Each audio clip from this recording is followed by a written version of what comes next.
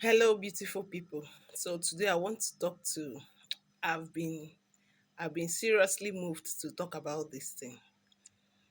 I want to talk to people who are going through a lot, who are going through a lot, not because of what they've done, but because of what their loved one did.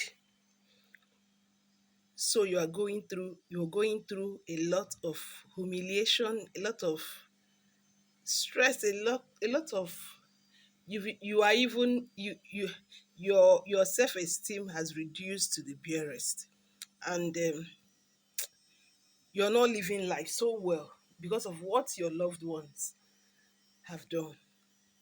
It could be your parents, your child, your your husband, your wife, your father, your mother, your loved one, something that they have done that you are not proud of. And because of what they have done, you are you are kind of in your shell, because you are not proud of yourself, you're not proud of them, and it's really really affecting you. These are the ones I want to talk to this morning. I know how you feel. I really really know how you feel when you feel that your loved ones have done something terrible. It could be cheating, it could be your dad having a child outside your house that is not your from your mom, outside wedlock. It might be something else. It might be stealing. Your loved one stole something and it got public. All those kind of things that we are not proud of. If you're on that bench, I'm here to talk to you. It can be very painful. It can be very, very disheartening. It can be very, very annoying. At times, these things make us do things that we don't want to do. Like the Igbo people will say, ifere na-eme onye ifere adịghị eme onye ara, n'ọnwa nne ya ka ọ na-eme. So you are ashamed of what your loved ones have done. You are ashamed. And at times you cannot even speak where you're supposed to speak, because everybody have known that you are from this kind of shameful family or something like that. And it could be very, very painful. It could be very, very painful. It could be very, very painful. Believe me, I understand your pain. But I want you to go with something that you need to have in mind. You need to have in mind that everybody has the right for their decisions. Everybody has the right for their decisions. And the same way they have the right for their decisions, they also have their consequences waiting for them. The deed has been done. Looking at it, there is nothing much you can do about it. Knowing that they have the right to do whatever they that you can't especially when you can't control them. When you can't, it's somebody that you can't control. You can't tell your father what to do, and you can't tell your husband. You cannot tie them. So they did these things mistakenly or unknowingly. They have done it, and is really really affecting you. Now I want to tell you that the same way they have the right to do what they have done without seeking your consent, that is the same way you have to care for yourself. Care for yourself, because if you don't care for yourself, you end up running crazy. You will end up losing your self-worth, and your self-esteem will reduce to zero, because you cannot engage in some conversations because you are trying to dodge. You can't say what you want to say because they will ask you, what about you? What about you? What do you have to say when you cannot keep this one? When you cannot keep your family is, your child is stealing and all that. I want to tell you that you can talk to yourself the way these things affect you. You can have a meeting with yourself and decide that this thing cannot bring you down. That these people, they have their life to live. And they have done what they wanted to do. Reduce the way you feel ashamed of them. Reduce the way you feel ashamed. Yes, it has happened. What next? Be proactive about your life. Don't let what they have done keep you down. Don't let what your loved one have done keep you down. Don't let them keep you down. Talk to yourself. Yes, they've made mistake. Forgive them and move on. If you had a part to play that you were unable to play, forgive yourself and determine how this thing gets to you. If not, you will hardly move on in life. And remember that whatsoever a man sow, he will reap. So at times you see children that will tell you that they hate their parents, they hate their father for putting their mother through this. They don't like their father. They abuse their father. They curse their father.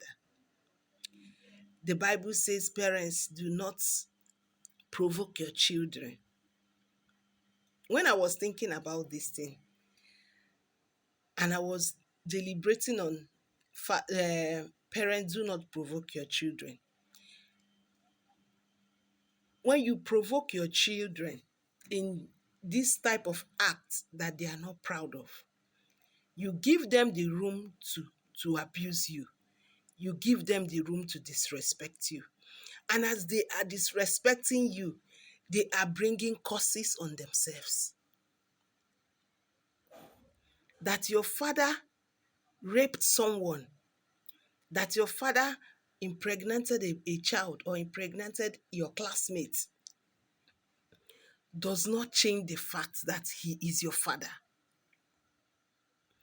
Does not change the authority that he had over you being your father. It doesn't change that. So that same Bible that said that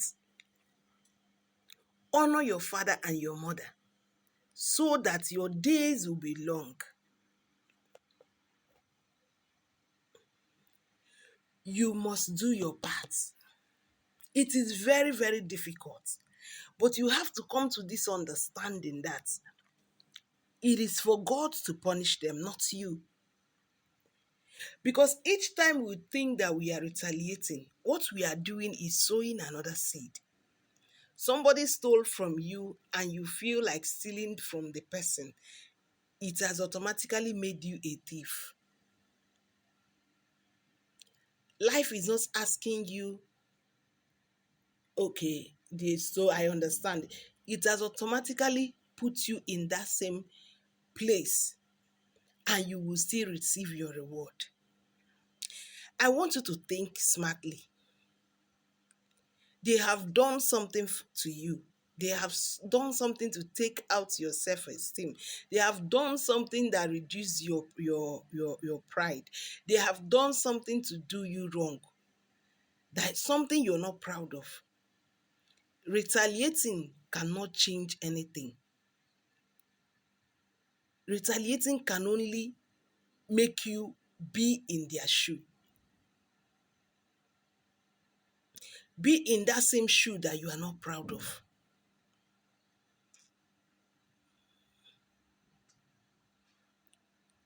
So you see, you don't have to retaliate. You don't have to. Especially when it is evil. Because when you retaliate, you've automatically sown a seed that you will harvest. So what is the right thing to do? Since you cannot control them, you cannot tell them what to do, why not control yourself? Why not talk to yourself? Why not talk to yourself and tell yourself, okay, this thing has happened. It's difficult, but it's possible. It's very difficult, but it's possible. If possible, you can stay away from them. If possible, and do the little you can do for them if they need your help. If staying with them will make you be remembering this thing all the time and be feeling bad and bitter and crying, you can choose to stay away from them. But don't plan evil against them, because you are sowing a seed that you will reap. I know it's very difficult for your father to reject your mother, for your father to treat your mother the way you don't like, for your husband to cheat on you, for your husband to cause you so much pain and run away with someone else, for you to put so much work into somebody and the person rejects you. It can be very painful and very hurtful. But don't cause more pain. Don't cause more pain. Don't do it. I want to encourage you today. Please, I know you are not proud of them and what they have done. I know that people are mocking you because of what your parents, your friends, your loved ones have done. I know they are mocking you and you're not proud. You can't even talk where you're supposed to talk, because they will tell you, go and sit down.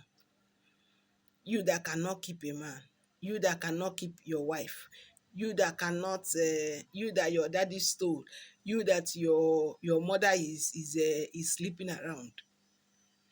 I know it can be very painful, but please, I beg you, talk to yourself, have a meeting with yourself, and tell yourself this thing has happened, but my life can't stop. I will go on with my head up high. This is not the end of my life. This is not the end of my world or whatever. It's not the end. It's not the end. If an opportunity comes for you to prove otherwise, to do things right and be different from your parents that caused you this pain, or from any your loved ones that caused you the pain, do things differently. If there is no other opportunity for you to prove yourself that you're different, forget about it and move on. But you must talk to yourself for your mental health. This thing is when you start seeing life as a game that you have to think logically and critically take decisions, your life will be better. Think about it. Think about it, please.